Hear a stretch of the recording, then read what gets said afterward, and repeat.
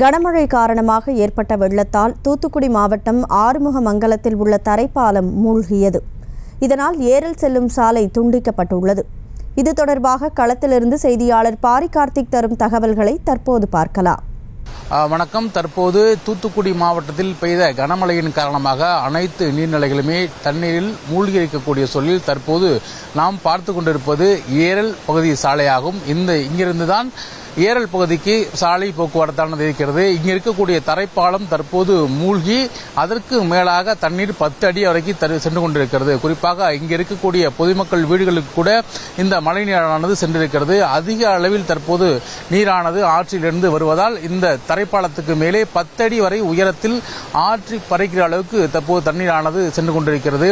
அதிக அளவில் இந்த கனமழையானது பெய்த ஒரே காரணத்தினால்தான் தற்போது இந்த அளவுக்கு வெள்ளம் சூழ்ந்திருக்கிறது. தற்போது நாம் பார்த்துக் கொண்டிருக்கக்கூடிய இந்த ஆறுமுகங்குளம் பகுதியில் இருக்கக்கூடிய தரைவழி சாலைதான் முழுமையாக துண்டிக்கப்பட்டு அனைத்து இடங்களிலுமே தற்போது வெள்ளக்காடாக காட்சியளித்துக் கொண்டிருக்கிறது.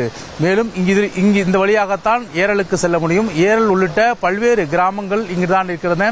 அவைக்கு அந்த கிராமங்களுக்கு முக்கிய பிரதான சாலையாக இருக்கக்கூடிய இந்த இடத்தில் தற்போது வெள்ளம் சூழ்ந்திருக்கிறது. குறிப்பாக தாமிரபரணி ஆற்றில் அதிக வெள்ளப்பெருக்கின் காரணமாக வழக்கமாக இருக்கக்கூடிய தண்ணீரை விட அதிக அளவு இருகரை பெருகி வந்தாலும் கூட போதுமான அளவு பாலங்களினுடைய மதிப்பீடு இல்லாதால் தற்போது அந்த பாலமானது இருக்கிற இடமே தெரியாமல் இருக்கிறது. முழுமையாக தண்ணீருக்குள் மூழ்கியிருக்க ஒரு சூழல்தான் தற்போது இருக்கிறது.